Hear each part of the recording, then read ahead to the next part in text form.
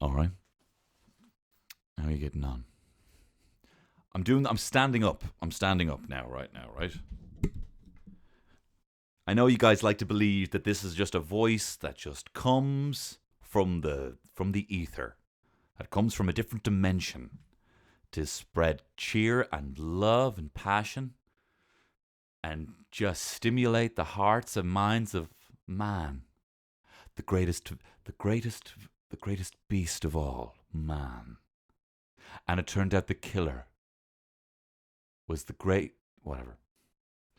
But I do have a human body, and I mostly sit down.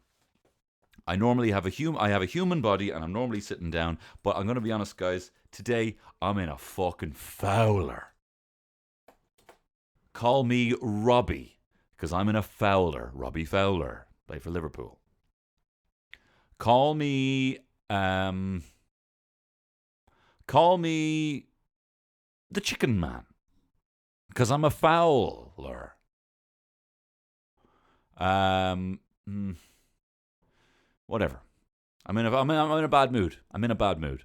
And this is my eighth time trying to record this podcast. People say,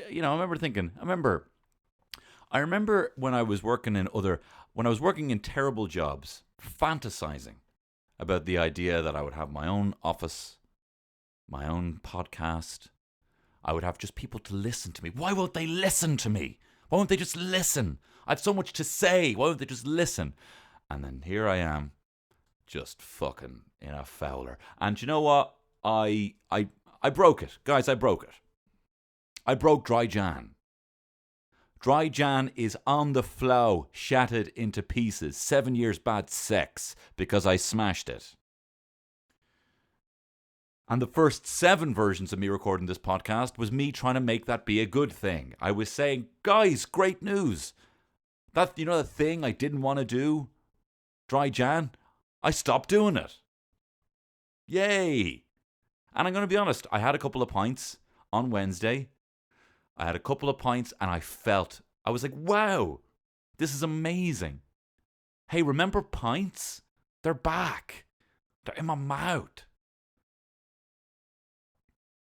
But now, that was Wednesday. Then there was Thursday when I had two cans of beer while playing The Witcher. I was like, he's got the meat. I had 3, actually. I had 3. I'm lying to you. I had 3 and 2 of them were 6%. All right? Fancy IPAs. And so I woke up this morning and I'm groggy and I'm hungover. And this podcast that I do... Sorry, why am I shouting at you? Hey, sorry, come back here. And this podcast that I do that really, that really isn't benefited by me second guessing myself even more. I'm now second guessing myself even more. I sit here while I'm standing now, staring at the wall, staring at my Ghanaian, as in from Ghana, Jerry Maguire poster, where to sell it they had to make it look like a Tom Cruise action movie, so he's holding 2 Uzis in it. I'm staring at that poster. Well, that actually, let me tell you about my office. Actually, that's what we'll do. I'll tell you about my office. I'm in my office. I have a Ghanaian Jerry Maguire poster. I've got 3 X-Men first editions on the wall. One is the first appearance of Gambit, my favorite X-Man. Another one is the first issue of the Days of Future Past, where it's in the future and all the X-Men are dead and Wolverine's really old. And then another one is the first appearance of the Phoenix, when Jean Grey becomes the Phoenix. I have those framed, and they're on my wall. And that makes me feel great now, looking at that. That makes me feel good. I'm in a better mood now, having done that. Sometimes, guys, you just got to stand up, look at your wall, and realize what you have. I'm going to try and not be in a foul mood in this podcast. This is... Oh, let me tell you this. Here's a funny story. We used to watch, when we did the sponsored walk in my school Huira on Griffith Avenue, we used to do sponsored walk, and then you'd go back into the school, and we watched on the projector a movie, right? And every year it was Snow White and the Seven Dwarfs, right? Until one year, and this was like, I would have been about 8. So this would have been in 1995, right? In 1995, Mr. Daly comes out, the principal. And we're all like, oh, here we go, Snow White and the Seven Dwarfs again. And he gets on the mic and he says, "This is not Snow White and the Seven Dwarfs. This is Tron." And the screen came down and he put on Tron. It was great. Anyway, this is Tony Cantwell's Shit Show.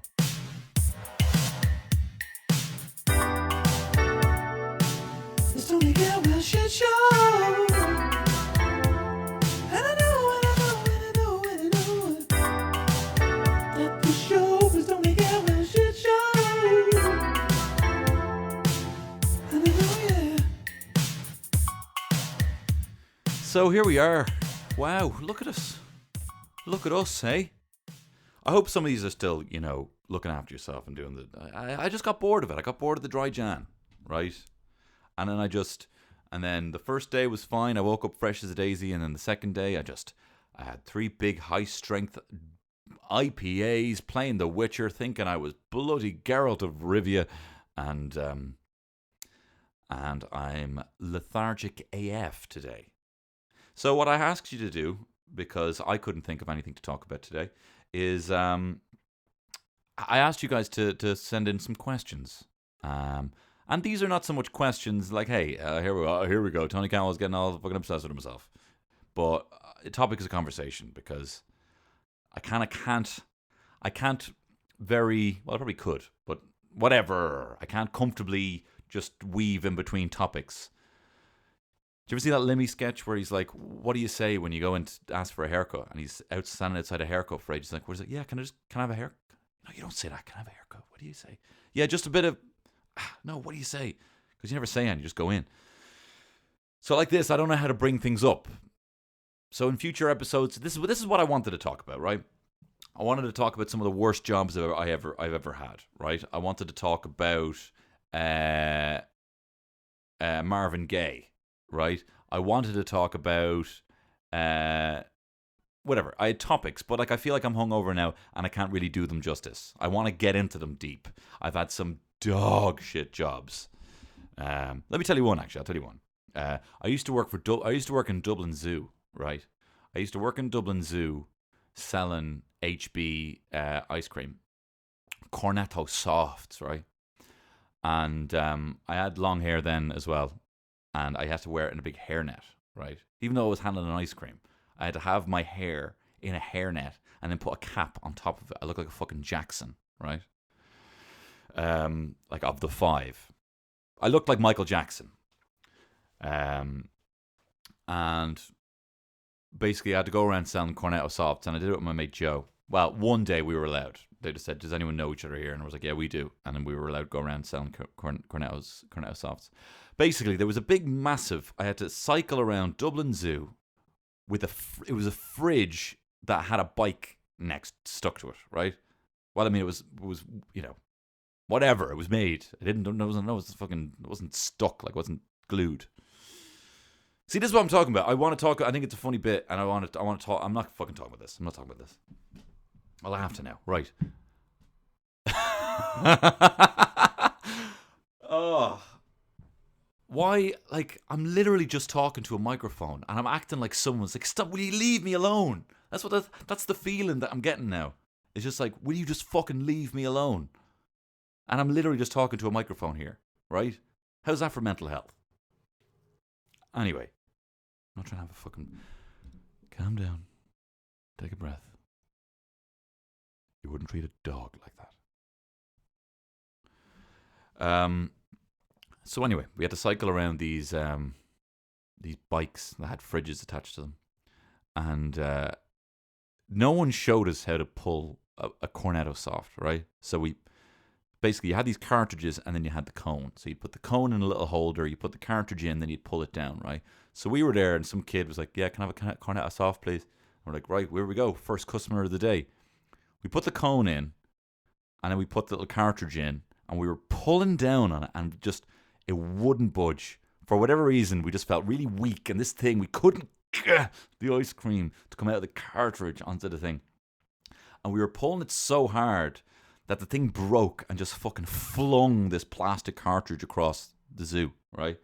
And then this little kid, he couldn't have been more than like 5, just said, you know, you have to peel the thing off before you pull it. You have to peel the thing. You have to peel the thing off. So anyway, we did that.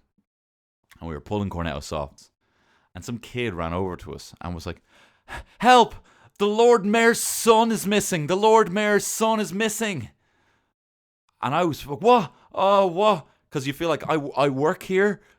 It's my authority to help find the Lord Mayor's son. It's my first day. It's my first day, and I'm going to get in trouble for losing the Lord Mayor's son. So I started like, okay, calm down. Right, we need to find. And then my mate Joe, who was in Young Fianna Fáil, don't hold it against him. He was the head of Young Fianna Fáil at the time, and he goes, whoa, hang on. Royston doesn't have a son. And the kid ran away. The kid, with the fucking weirdest prank ever, was like, I tell you what I'm going to do. I'm going to run over to these 2 Clims, and I'm going to say the Lord Mayor's son is missing, and I'm going to have them looking for ages. But Joe was fucking smart. He had one up on this kid. He said, sorry. Royston Brady doesn't have a son, who was the Lord Mayor at the time. And the kid fucking scarpered off. Now, the job got really shit when they separated me and Joe, and then they put me in the restaurant, right? And they were like, right, Tony, you just make chips, right? I think they could tell how stupid I am, right? And they were like, I hadn't even been there first day, and they're like, right, you just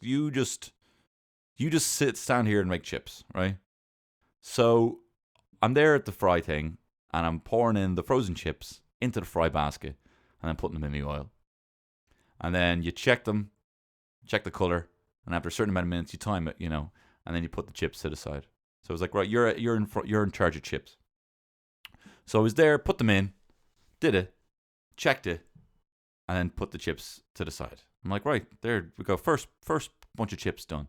And it was really slow. There was no one in the zoo restaurant. So no one was coming and no one was ordering anything. So I was like, right, well, I've cooked the first thing of chips.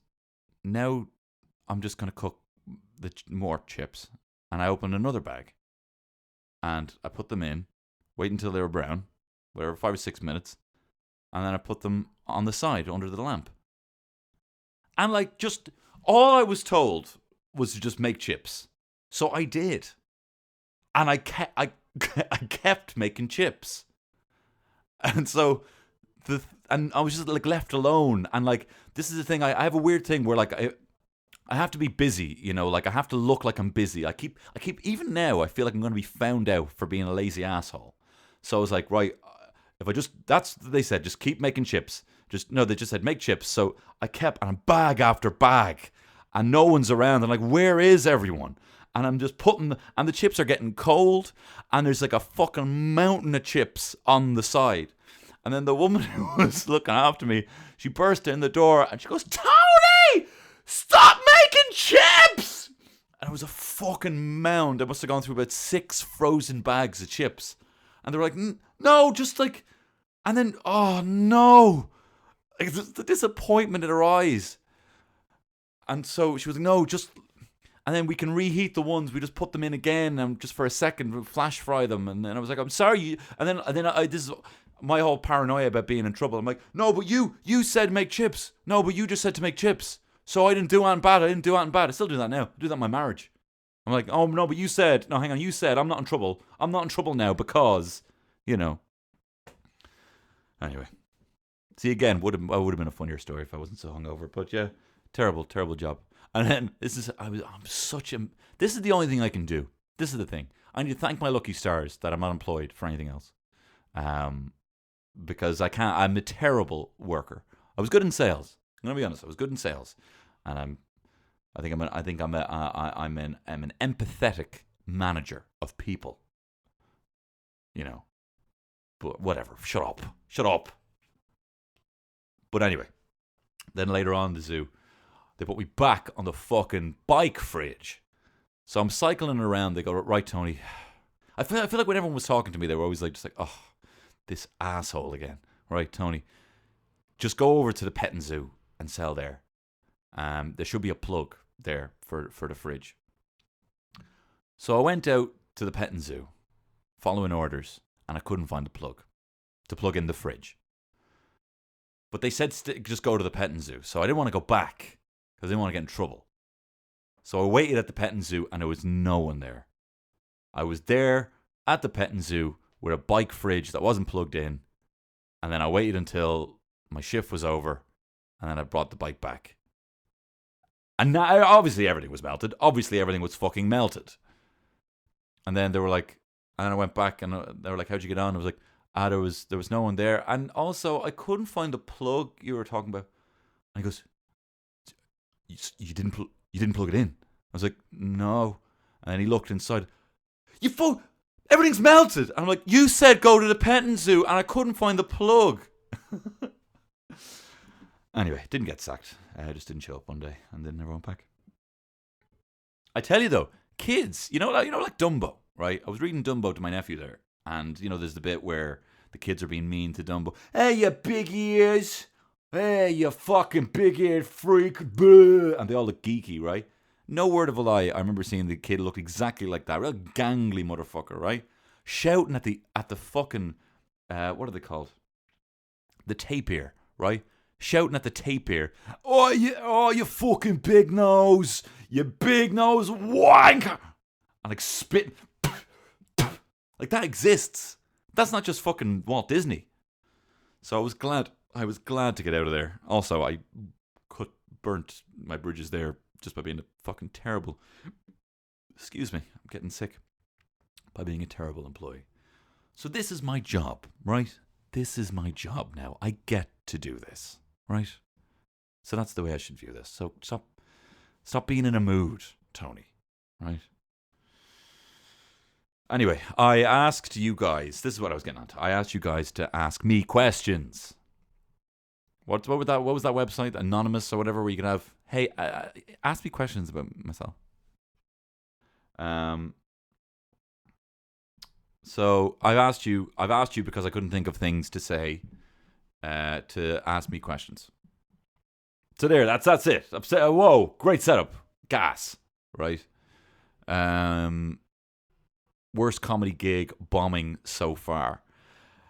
My early gigs were terrible because I had never seen stand-up comedy. And I'm like, and also I kind of, see, this is the thing. You kind of think in your head, well, funny people are just funny. So you just go out there, you be funny, and yeah, I don't really want to overwork it, because I feel like it'll just work out much better if it just kind of comes, from off the top of the dome, you know what I mean? So just get the rough idea. But you have to fucking practice word for word, because it is such an unfamiliar environment. You're not just standing in front of you're not out at a bonfire making your mates laugh. This is not a comfortable situation. This is so foreign, so that you need to know word for word what you're saying, or at least fucking piece by piece exactly what you're going to be talking about. So I didn't. So I was like, fucking, what do you say? So I went out, look, what do you say? So I went out and basically said, hey, how's it going on? I'm Tony. I'm Irish. And I'm not in the IRA, but if you don't laugh, I will shoot you all. And I just got worse from there. I think I was talking about, actually, I did have a very funny bit. I had a bit about trying to finger my girlfriend. And I said, my technique with fingering my girlfriend's so bad. It's like, my technique with fingering my girlfriend is like when a battery falls out of your remote and rolls under the couch and you're trying to get it back.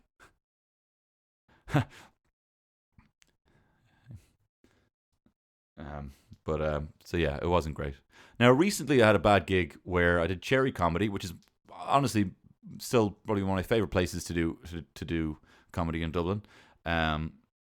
And I was downstairs in Whelan's, and I was getting a pint of water because I'm teetotal before I go up and do my gig. After that, it's fucking balls to the wall, going fucking wild, especially if it's a good gig. Yes, man. But so I was having to get my pint of water, and there was this woman she's not a woman, she was a young girl, and she was screaming at the fucking bartender. Hey, Rockshaw's fucking shy. Rockshaw is shy. Clearly, he had just been like, what would you like? And she's like, what you have? And he had said what they had, and she did not want to hear Rockshore. So she said to me, do you like Rockshore? And I said, yeah, it's all right. It goes down easy. And she got really close to me. She's like, what's your fucking name? And I said, Tony. And she goes, are you here for the gig, Tony? And I'm like, I'm actually doing comedy. I'm performing. And she goes, right, well, I'm going to be up the front during your gig, and I'm going to be fucking screaming at you the whole time. And you know what? She was fucking true to her word and derailed the thing. She was just like shouting, boring, and like, what? And like literally just right before getting to the punchline, just like, what the fuck is this?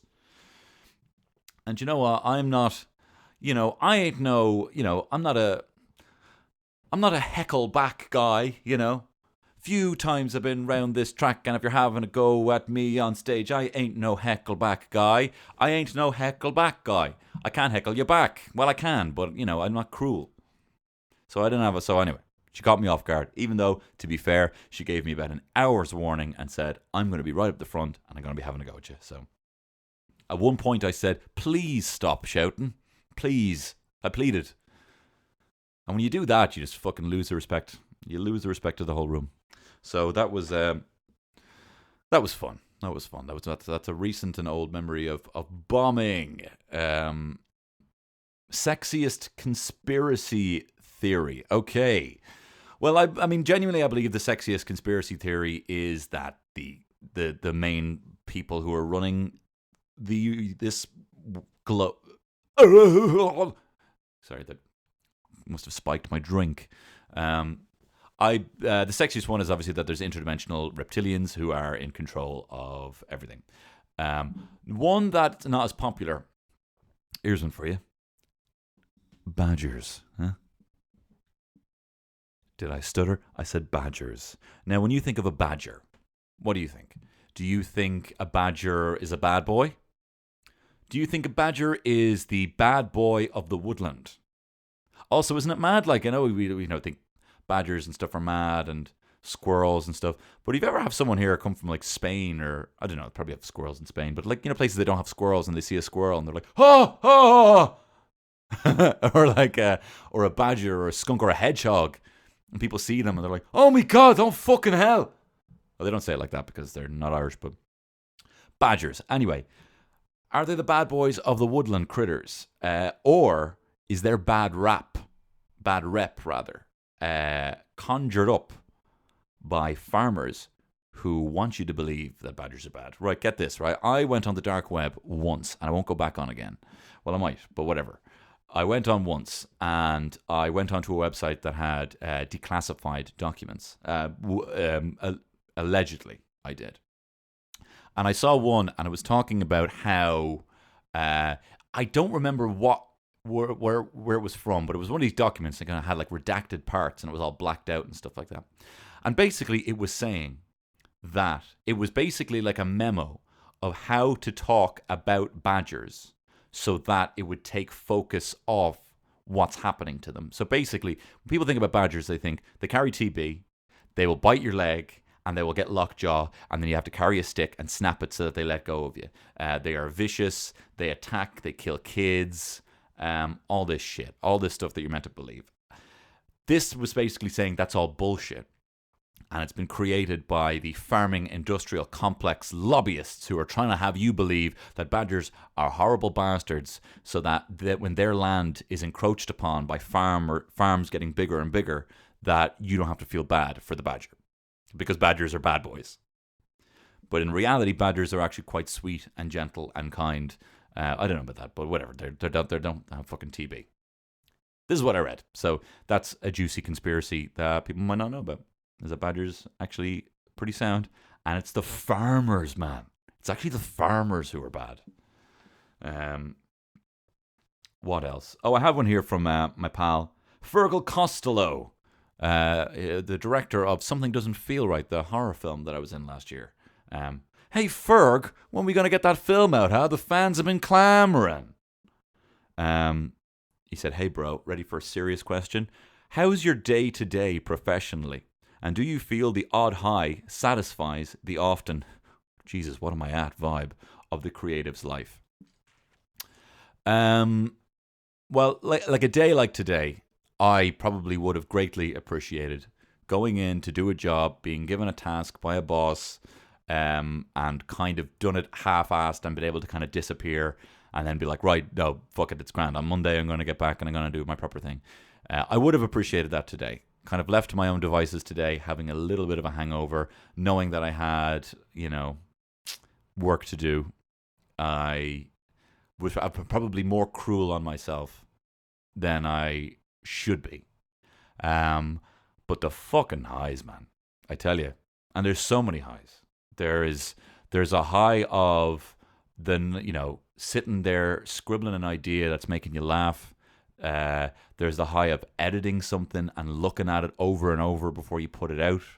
There's a high of people reacting to something or resonating with it. There's a high of people, using the thing that you make to communicate their own moods. Tagging people saying, this is you, this is me. But it is, it's also freelance. It's tough. It definitely, the highs are unbelievably much bigger than the lows. Because I think, it is that kind of, you're second guessing yourself. Why are you second guessing yourself? Just don't. I think I keep saying this every year, but my goal is always to just do half-assed things really well. My jokes don't have a fucking punchline, me laughing at what Simpsons character are you, or, repeating, do you want a soft drink or whatever. Like, none of these, this isn't well crafted. But they're little tiny moments of what I think kind of is a bigger thing. If I want to wax about what I do here, I feel like the things that I put out are kind of snapshots of a bigger world that you don't fully see. That, to be perfectly honest, I probably wouldn't be able to develop. But I could develop a conversation between a weird guy calling up a chipper, ordering up, yeah, can I get a snack box? Can I get fish and chips for the kid? And a buttered sausage for daddy. Like, I don't know who that guy is. And there's a much bigger story going on there. But those little kind of like nuggets, I feel like I'm kind of, every single one of these is conjuring a much bigger developed piece that never gets made. And I don't have the attention span to make.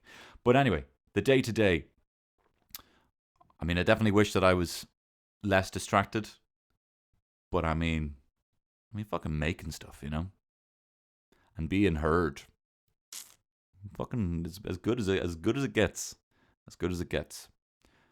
Now, what else we got? And I'm sorry for this format, guys. I'm gonna come back with a great question here. What's the funniest sounding type of fart, do you reckon? I think the ones that kind of ask questions, like,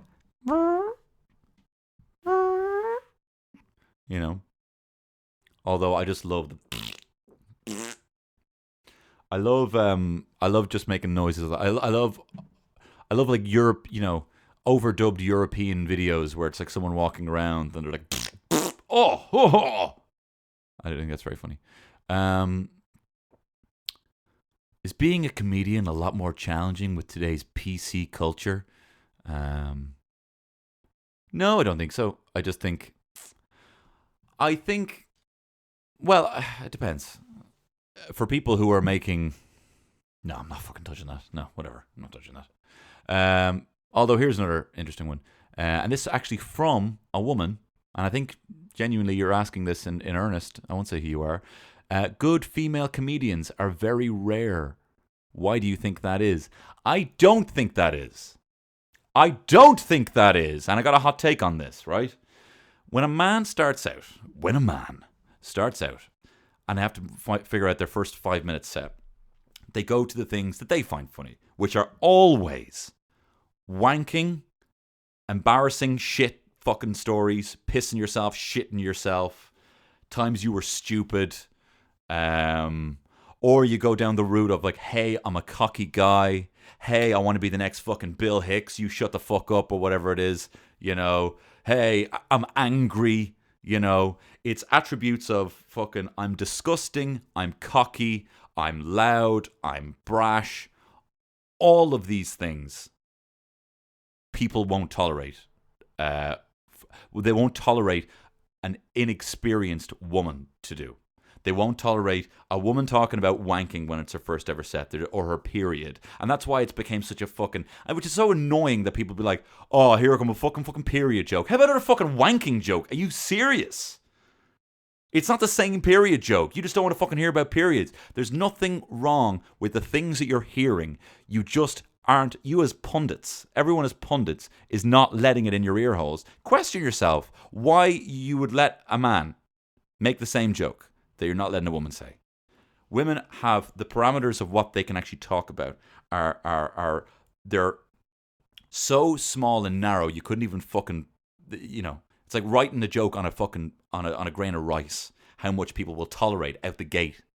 And not to mention the fact that there's the boys club, there's the fact that you can't that there are, you know, actual people who have been known not to book women and give them chances to develop, you know.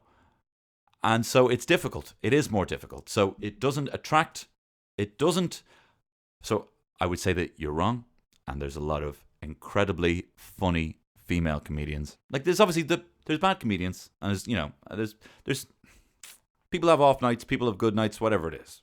But I would say that the parameters for what people will actually tolerate in terms of material of joke is the standard has to be set so much higher for women. And I think it's a lot more difficult for women to get started, to get settled, and to even fucking get booked to begin with. Fellow past call center worker, dying breed, mate, all automated now. More of that. Yeah, call center. That was another terrible job that I had. It was so bad that it had to be shut down by the Daily Mail. I used to work for a call center in London that someone did an expose on. Right, and to be fair, it was fairly innocent stuff. It was a terrible job, and for whatever reason, I put down. They wanted my name as it appeared on my passport, which is Anthony. Right, so everyone used to call me Anthony, and because I really hated the job, I kind of thought, right, I'll let people call me Anthony here, just because, you know, it won't be the real me. I felt like it won't be the real me because I didn't want to be there. Right. So everyone was calling me Anthony, and it was so Anthony, mate, you're meant to be asking multiple times. There's people dying in the Red Cross, mate. And I hated it. And it got shut down because there was some woman who was clearly... I'm not having a go, but like her CV said that she did journalism. And she was very attractive, very competent, very smart. I mean, there was people there in the call center, a lot of very smart people. It was half a mixture of people who were like wannabe actors and comedians like me, and other people who had literally like been arrested for armed robbery, and a nice little mix of the two. So this woman who was young, attractive, you know, was a journalist who was asking a lot of questions about what to do if, you know, people say that they don't want to give and all this stuff. So she was videotaping all these training sessions, and to be fair, they do look really bad. There's one where one of the call center trainers is like, I don't care if she's 60, I don't care if she's 80, we need to hit her now. They can always pay more. Didn't really last long after that. Didn't really last long. But I always thought it was kind of like, you know, you just kind of create a fake. Although I did actually realize, like, there's genuine racism for Irish people in the UK. Like I had people say, like, I had people who, like, some old enough people who didn't want to take my call because I was Irish, you know, and they're like, no, thank you. I think you've been licking the Blarney Stone too long. I genuinely, someone said that to me that was said to me about 4 or 5 times. No, you're all right, mate. It actually sounds to me like you've been licking the Blarney Stone too long and hanging up on me. And then I had another a call center manager who said to me, I did something stupid. And she said, ha, well, can I say, that was really Irish of you. So, but whatever. I played it up. I was like, well, you won't ever drink me under a table. What else we got here? And I'm sorry about the nature of this. As I said, next week I'll give you some absolutely... Basically, what I'm doing at the moment is, I normally do these on Mondays, but I'm doing it on Friday, so I'm going on holidays. So between me putting this out on Monday and, you know, I normally have like a weekend to kind of think these through and what I'm going to talk about in the episode and kind of percolate some ideas before I give it a plunge, but I haven't been able to. How to stop procrastinating. Well, let me tell you this, Jackalberry Finn 7. I did my first day of the Pomodoro technique yesterday, and I got about 2 hours worth of solid work done. I was kind of fluttering about and getting back to emails and doing bits and bobs of work, but sorry, I'm burping like a madman. 2 hours of like proper deep work where like distraction free. The time just flew by doing the Pomodoro technique, where you have a timer and he said it's 25 minutes, you work for 25 minutes and then you take a 5-minute break and you get up. And genuinely, I use this app called Forest, and every time you do these little breaks, they plant a tree so that by the end of the day you look at a lovely garden. I did fuck all today though. Legalise the herb, says Adam Empton. Maybe you've been smoking the hemp yourself. Can't do that voice. No, they do that voice. Legalize the herb. Absolutely legalize the herb. Let me tell you about the fucking biggest religious experience I ever had in my life. Me and another fella, I won't tell you who, although he probably wouldn't mind, but I don't want to throw him under the bus. It was the first time I had my own weed. You know when you have other people are smoking weed and like you're kind of like you're smoking a bit off them. And also, this is the thing, I realized, right, if you don't, there's misconceptions about weed, okay? And it's because you got some fucking idiot who thinks the funnest thing to do is show how he can smoke more weed, or at least maintain the ability to stand, and other people can't, and fucking top load some fucking joint and purposely gets people too high. Like, people are putting far too much fucking weed in joints or pipes or whatever they're doing. And then when things get passed around, people are trying to match because they don't know. Like, where's the shaman? You know, where's the guru? Where's someone saying, do you know what? I'm conscious of the fact that I'm 6'2", you're a little girl, you know, you're a small woman. I'm not 6'2", but you know what I mean, like big fucking hench lads trying to show off. Conscious of the fact that when you're literally passing a joint to a girl who probably hasn't smoked weed before, who's a much smaller person, you can be like, you can't, like, can I recommend not trying to, you know, having one tiny inhalation that's mostly air and one little, and see how you feel and come back to me in 15 minutes. Like, People think, no, weed doesn't agree with me. Yeah, when people are drinking wine, you don't just fucking grab the bottle and chug. You know, you sip and you see how you fare, right? So massive misconceptions or education. What is this weed? Is this the talky sort of weed, or is this the sort of I'm gonna lie down for a while and think about how I haven't called my dad? Anyway, legalize the herb, but educate people, for God's sake. I feel like I was going to talk about something else. Yeah, my religious experience, right? It was the first time I had my own weed and I was smoking a pipe, right? And I still have a very short attention span. I mean, if I wasn't married, I would probably have like 4 screens on at any given time. I'd probably be watching something on YouTube while gaming, while kind of looking at my phone. I like having loads of screens at me to kind of block out the silence. Well, not so much anymore. I get to enjoy my company a little bit more now. But so I think at the time I was filling up the pipe. I had Planet Earth on, right? And I had Sigaros playing. So Sigaros was just playing. And it was that song, you know. You silo, lo, filo. And I was playing. Me and my mate hit a thing of this pipe while watching Blue Planet. That's what it was, Blue Planet on DVD. And this was like when DVD was like, oh my God, I have a DVD. It looks fucking crystal clear. So we were watching this and we got really high and we were like fascinated.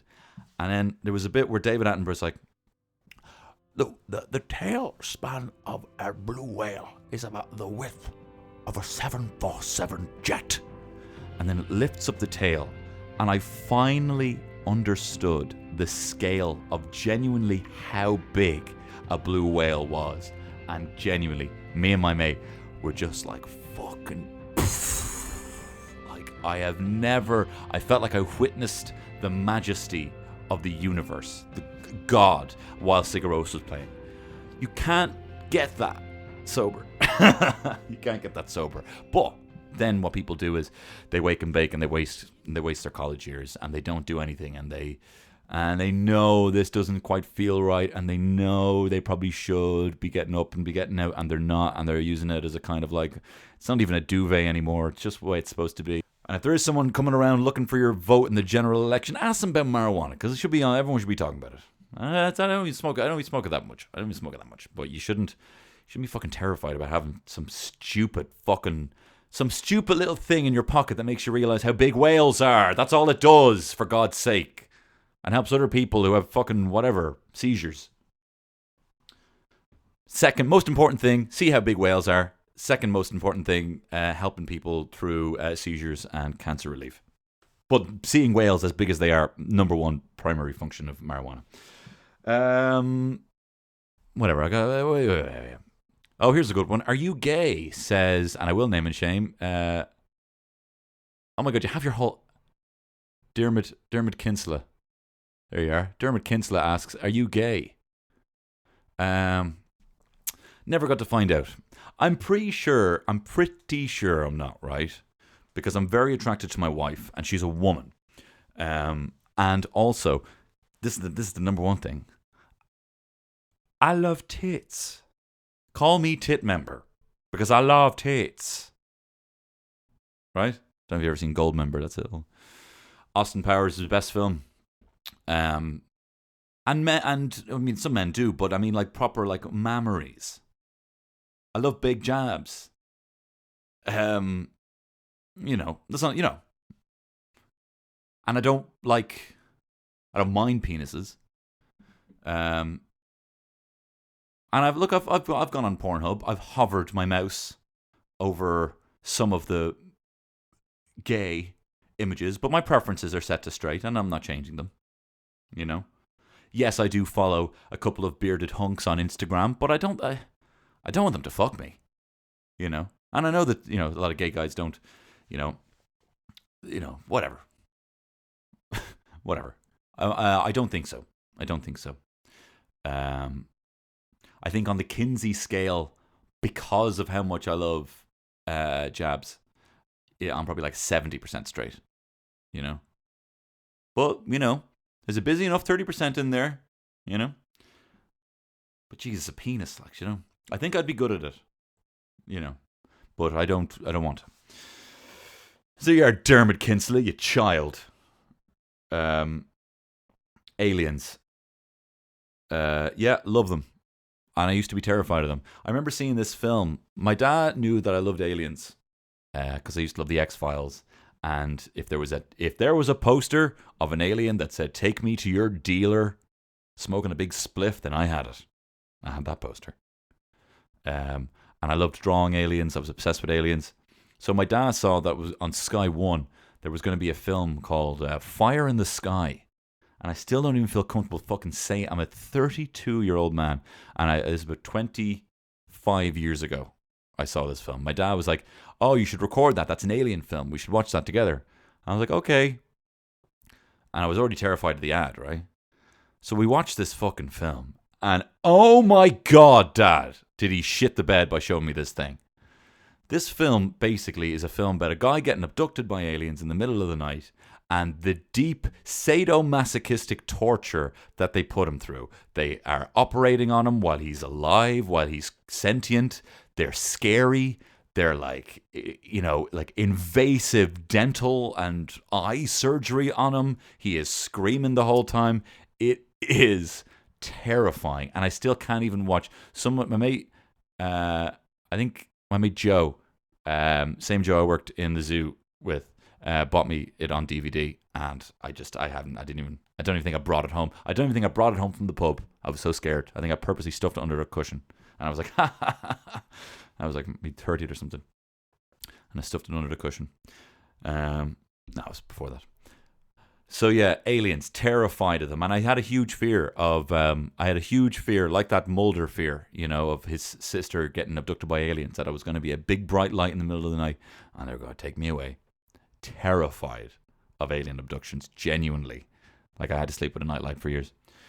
But I believe in them, but I don't. And I believe in flying. I kind of believe that flying saucers are their own self-piloted things and aren't piloted by aliens.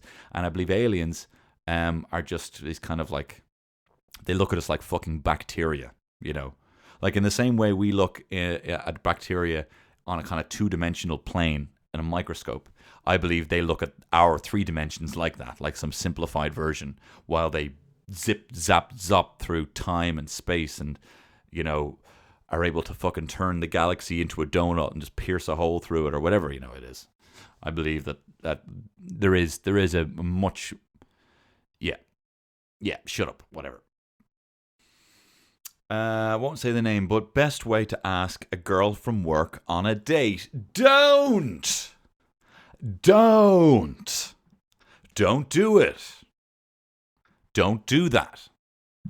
I mean, I don't, I'm not going down the kind of, that's inappropriate, that's an abuse of power or any of that shit or whatever like that. I mean, that definitely happens in workplace environments, but people pander to this whole, but I feel like I want to.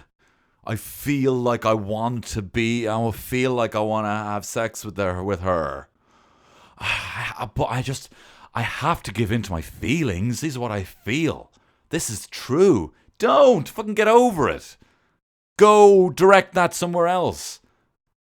I'm not saying that, love or liking someone or these emotions are things that are just like the same as eating or food or anything like that, but I'm fucking not far off.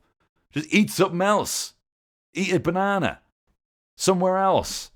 Go talk to someone else. Don't ask someone out from work while you're working there. Or do, whatever. Maybe it's meant to be. A lot of people meet in work. What am I talking about? But I suppose, yeah, whatever. If you kind of have clear indication that, it would work out well. But, I probably wouldn't do it because, if it didn't go well, that's not a kind of environment to be in. And also, you're kind of, you want to have an exit strategy. And you want them to feel like they have an exit strategy so that them being with you proves that they actually want to be with you and it isn't some other exterior motive. You can't have exterior motives as to why you'd want to be together. But what I am talking about is people being like, I like you more than a friend. Being like, man, get over that shit. Just fucking get over that shit. You just can't, can't be fucking putting people in uncomfortable situations just because I have to let them know. It's how I feel. Well, I had to eat Eddie Rockets. I thought in my mind what I'd like to eat, and I wanted to eat Eddie Rockets. And, I can't not give in to how I feel. Well, I needed to piss, so I decided that I wanted to do that right now, and so I pissed on your car. What? Well, I had to give in to how I feel.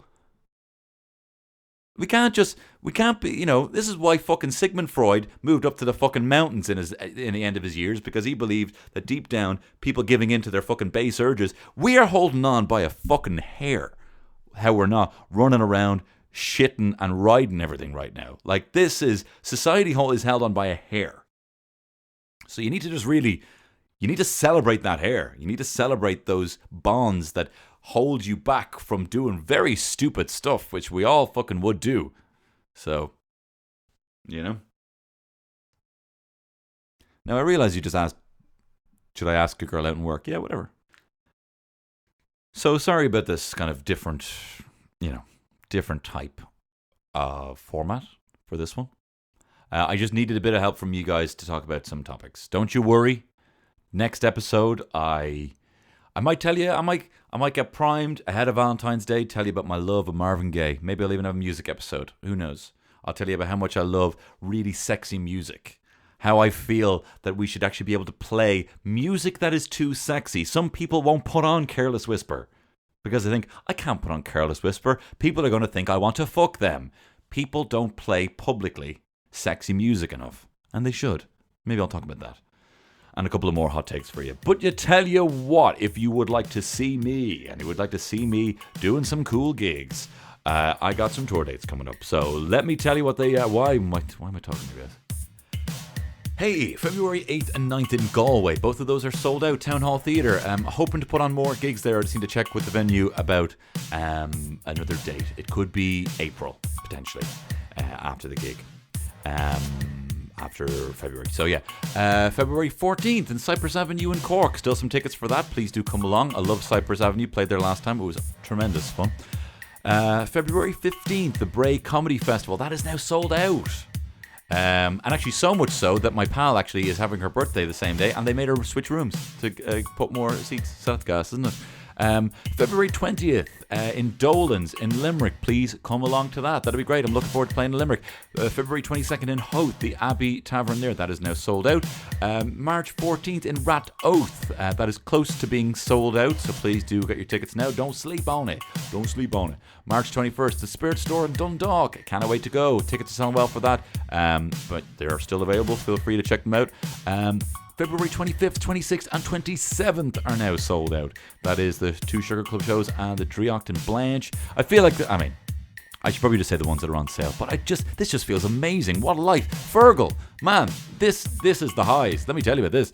And then March 28th, I completely have, not that I forgot, but it hasn't been on the list on notes that I've been saying. I've been talking about it online, but in Kavanagh's in Portlaoise on March 28th. So please do come along to that in Portlaoise. That's going to be a good gig. And as far as I know, selling well. Everything's selling well. Everything's great. Everything on the face is great. But what's going on underneath? Underneath, I'm hungover and I was being a bit grumpy today. But you know what? Talking to you guys has really cheered me up. I love you. I'll see you next week. This has been Tony Campbell's Shit Show. It's Tony Campbell.